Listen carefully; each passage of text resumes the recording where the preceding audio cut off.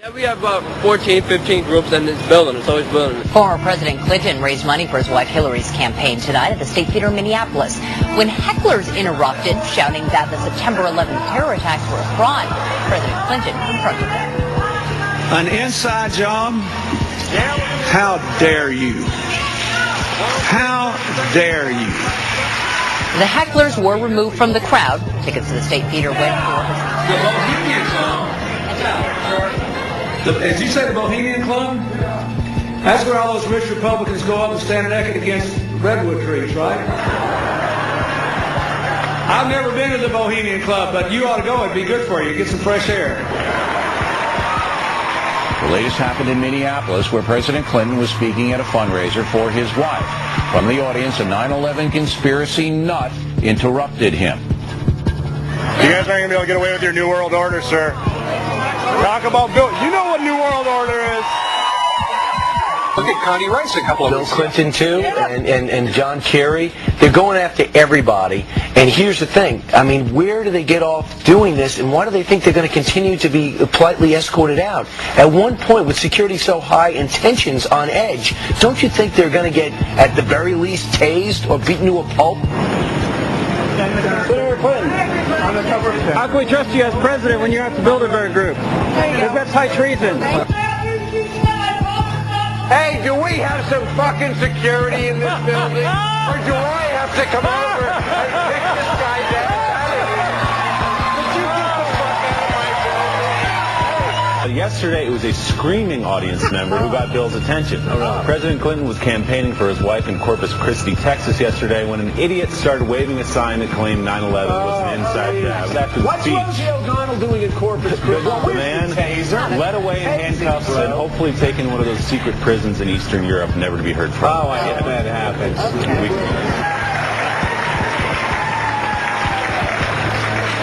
Right here.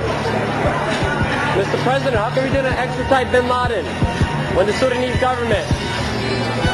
How did you know the ISI was helping the Taliban, sir? How did you know they were helping them out? Is it classified? In the days following 9/11, you met with the head of Pakistani ISI, General Muhammad Ahmed. It has since come to light that he ordered Saeed Sheikh to wire $100,000 to Muhammad Atta. Why was he allowed to go back to Pakistan, and why wasn't he questioned, and why were you meeting with him? There's a thing called diplomatic passports.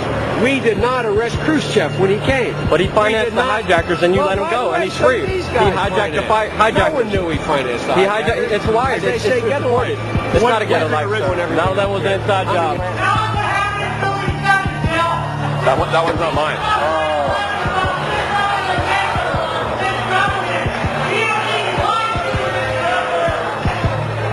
Yeah, this is the problem with live television. I guess it gets around that if you're on live, then the nutcases. Yeah, and you are a nutcase, Building 7. Yeah. You know what that's all about? Of all the things I've said, and believe me, I've said a lot of things, as you all know, that could get my head on a block. The one that they protest about out here is the people who think that the World Trade Center was a controlled explosion. Yeah. You see, in that instance, I'm actually defending President Bush. I don't think President Bush brought down the World Trade Center. Hillary Clinton, Bill Maher, even Nancy Pelosi have been verbally assaulted and scorned by these cranks. Ms. Pelosi, you support a new investigation of 9/11, as do the victims' families? No? We work mostly with the victims' families. They wanted the legislation passed. The 9/11 Commission report doesn't even mention the collapse of Building 7. Authorities don't wise up fast. Bad things are going to happen. Wait and see. Bloomberg, why do you want to destroy the First Amendment with the new camera ban, sir? I'm working with the press. I just want to comment.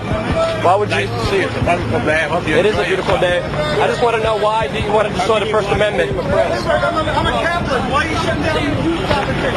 I'm a Catholic. Why are you shutting down the youth fabrication? That's assault. Why are you shutting down the youth fabrication?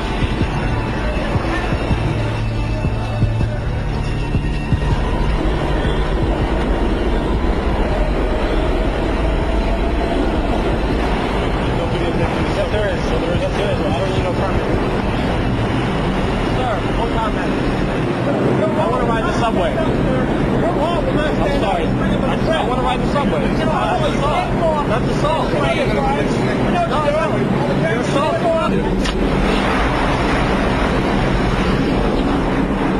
It's illegal to ride in between It's illegal for you to assault me. It's illegal. It's illegal for you to assault me, sir. Why are you ignoring the rescue workers, sir? Police officers are dying, and you're not want to give them benefits. You don't want to take care of them, and it's really sad, sir. My friend's a police officer, Craig Bartmer, Police Precinct 1. He's dying because of the EPA's lies, sir, and he's getting no help from the government, no help from the unemployment agency, and he's dying right now because of the lies from the EPA and the government on 9/11. Why hasn't the government helped the ill rescue workers, the first responders who gave their lives on 9/11, sir? We love this country. We should treat our police officers, our fire department, our first responders with respect, sir. They're getting no respect from you for what you're doing to them, sir. Did you lose somebody on 9/11, sir?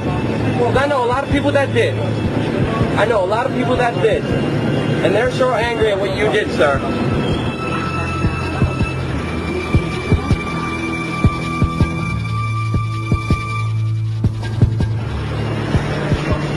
I'm sorry. Sorry. I didn't do nothing illegal, huh? Ray, what is it that you're trying to accomplish here? The police officers, first responders are dying, and he's not giving them any help. Bloomberg, please, man. The first responders are dying. They demand justice. I'm doing it for you. My friend's a cop. He's dying, and Bloomberg doesn't want to give him any help. I want to ask some questions. He's not doing any good.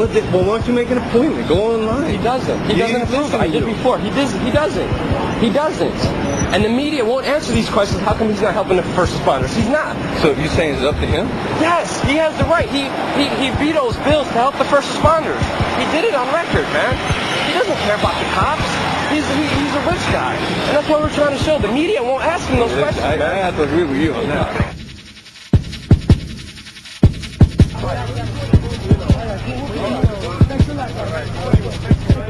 Look into 9/11, guys. They're trying to kill all of us. It's not just they're trying to kill all of us, man. In New York City, wherever you go, it's very hard not to see a roadblock, a checkpoint by the NYPD. They have huge signs. They literally stop off a whole block. They cut off a whole block. There's police all over the block. But whichever car comes, they decide whichever one they're going to stop, they're going to inspect, and they're going to check out. They look in your car illegally. And this is everywhere you go in New York City.